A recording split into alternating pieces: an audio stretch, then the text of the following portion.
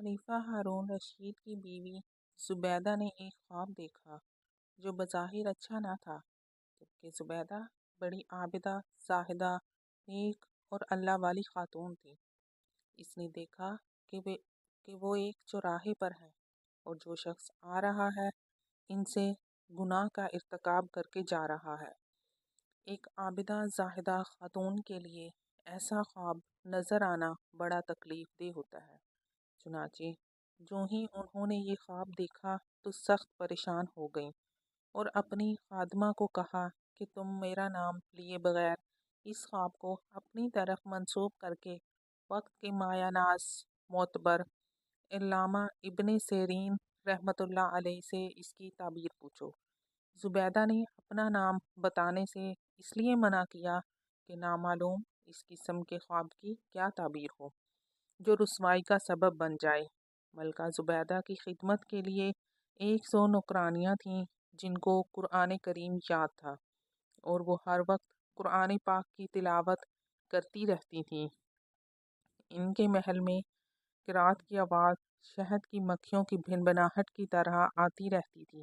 خادمہ حکم کے مطابق علامہ ابن سیرین رحمۃ اللہ علیہ کے پاس پہنچی اور عرض کیا کہ یا حضرت، میں نے اس قسم کا خواب دیکھا ہے، اس کی کیا تعبیر ہے؟ علامہ ابن سیرین رحمۃ اللہ علیہ نے جب خواب سنا تو فوراً فرمایا، یہ تمہارا خواب نہیں ہو سکتا، ایسا خواب ہر کس و ناقص نہیں دیکھ سکتا، یہ تو کسی خوش نصیب شخص کا خواب ہے۔ پہلے سچ سچ بتاؤ کہ کس کا خواب ہے، پھر تعبیر بتاؤں گا۔ خادمہ نے کہا کہ حضرت، جس کا یہ خواب ہے اس نے نام بتانے سے منع کیا ہے۔ علامہ ابن سیرین نے فرمایا، پہلے اس سے اجازت لو ورنہ میں خواب کی تعبیر نہیں بتاؤں گا۔ خادمہ زبیدہ کے پاس واپس آئی اور پوری بات نقل کی کہ ابن سیرین رحمۃ اللہ علیہ فرماتے ہیں کہ پہلے جس کا خواب ہے اس کا نام بتاؤ، پھر تعبیر بتاؤں گا۔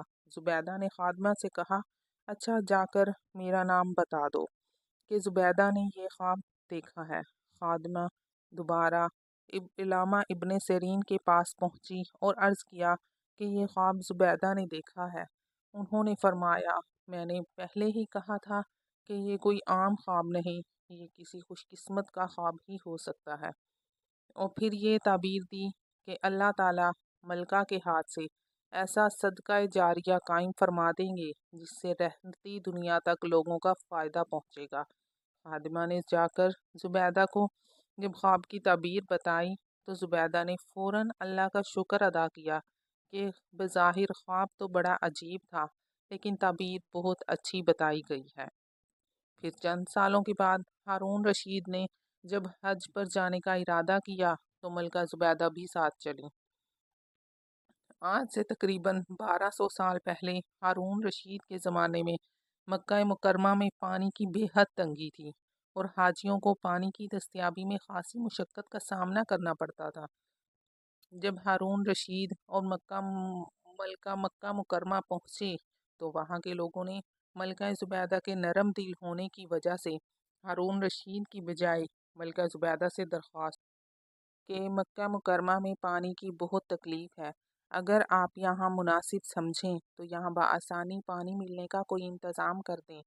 ملکہ زبیدہ یہ بات سمجھ گئیں کہ یہ بہت اہم جگہ ہے جہاں دوسرے ملکوں سے لوگ بھی آتے رہتے ہیں، ان کو پانی کی قلت کا سامنا ہے، لہٰذا ان کی یہ تکلیف کسی بھی طرح دور ہونی چاہیے۔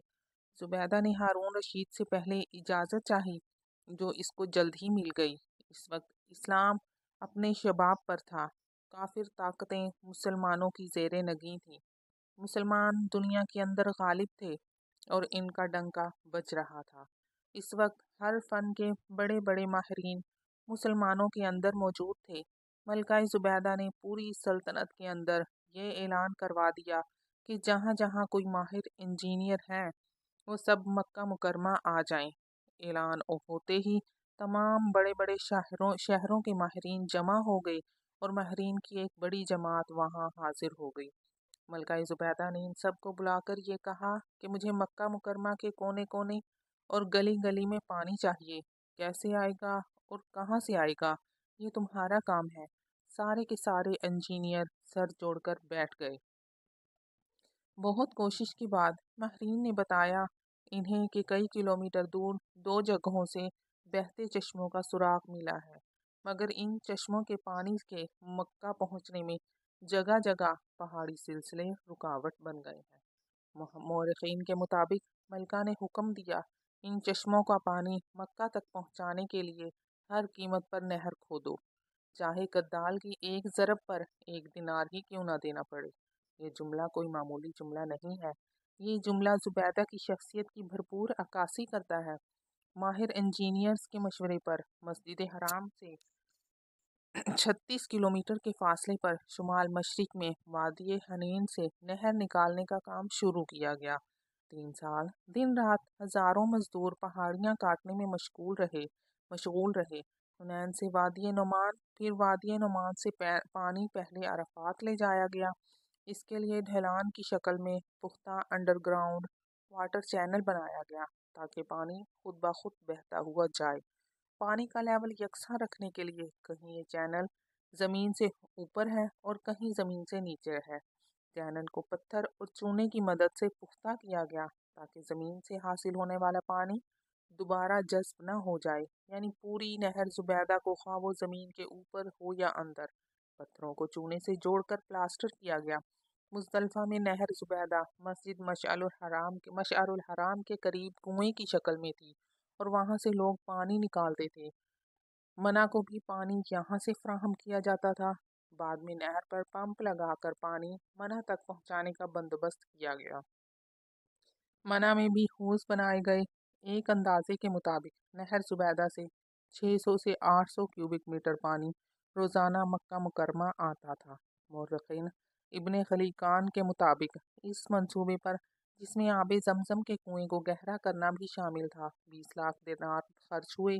جب نہر زبیدہ تیار ہو گئی تو وہ انجینئر جو اس پورے منصوبے کا ذمہ دار تھا، اس نے حساب و کتاب کی فائل تیار کر کے بغداد حاضری دی اور ملکہ زبیدہ کے محل میں پہنچا، مگر ملکہ زبیدہ اس وقت دریائے دجلہ کے کنارے تفریح کر رہی تھیں۔ انہیں اطلاع دی گئی کہ مکہ مکرمہ سے نہر زبیدہ کا حساب لے کر انجینئر حاضر ہوا ہے۔ زبیدہ نے اسی وقت انجینئر کو طلب کر لیا۔ اس نے فائل پیش کی اور عرض کیا کہ ملکہ صاحبہ، یہ نہر زبیدہ کے منصوبے کی تکمیل کے حساب و کتاب کی فائل ہے۔ آپ نے جو حکم دیا تھا وہ میں نے پورا کر دیا۔ مکہ مکرمہ میں گلی گلی اور کوچے کوچے میں پانی کا وافر انتظام کر دیا گیا ہے۔ اب مکہ مکرمہ کے رہنے والوں اور حج و عمرہ کے لیے آنے والوں کو انشاءاللہ کسی قسم کی پانی کی تکلیف نہیں ہوگی۔ یہ حساب آپ کے سامنے ہے، آپ حساب لے لیجئے اور مجھے اجازت دیجئے۔ زبیدہ نے وہ فائل لی، اس پر دستخط کیے اور اس کو درمیان میں چاک کر کے دریائے دجلہ میں ڈال دیا اور وہ مشہور جملہ کہا جو تاریخ میں آج بھی محفوظ ہے۔ بولیں، ہم نے آخرت کے حساب کے لیے اس کا حساب چھوڑ دیا، اور کہا کہ اگر ہماری طرف کوئی حساب نکلتا ہے تو لے لو، اور اگر ہمارا تمہاری طرف کچھ نکلتا ہے تو ہم نے معاف کیا۔ زبیدہ کا یہ عمل نیکی کر دریا میں ڈال والی ضرب المثل پر 100% صادق آتا ہے۔ نہر زبیدہ کا منصوبہ اس وقت کے ماہرین نے 10 سال کے عرصے میں مکمل کیا۔ اس کی کل لمبائی 38 کلومیٹر ہے۔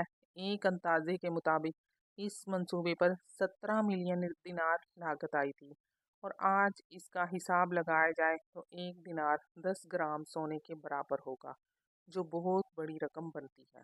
آج عقل دنگ رہ جاتی ہے کہ اس وقت کس طرح یہ کام انجام دیا گیا۔ سروے کے بغیر اتنا درست حساب کیسے لگایا گیا؟ نہر اونچے نیچے راستوں سے گھومتی ہے لیکن اس کا لیول برقرار رہتا ہے۔ نہر زبیدہ 1200 برس تک مشاعر مقدسہ اور مکہ مکرمہ میں حاجیوں کو پانی کی فراہمی کا بڑا ذریعہ رہی۔